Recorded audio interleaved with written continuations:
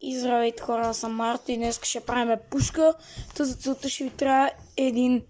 Но преди да почнем, не забравяйте да се абонирате за канала с камбаната, за да не пропускате нови видеа. За целта ще ви трябва един дезодорант и една пластмасова бутилка, която трябва да я сгънете. Взимате пластмасовата бутилка, махате капачката, пръскате отвътре с дезодоранта, затваряте. След като сте затворили, така правите и хора, не го правете, защото може... Какво беше това? Хора, това отрикошете стената и просто не знам какво прави. За целта и ще ви трябва един помощник. Да, ето малко. Ако имате брат просто и сестра, той може да ви помогне или тя. И... Но главно да е по-голям. Тихо бе.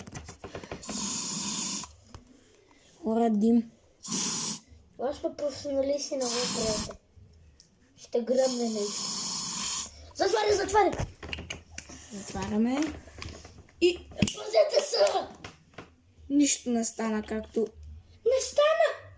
Но хора, максимум водата стана мутна вътре. Така, ако ви харесва клипа, абонирайте се за каналът с камбанката, за да не пропускате нови видеа и чао!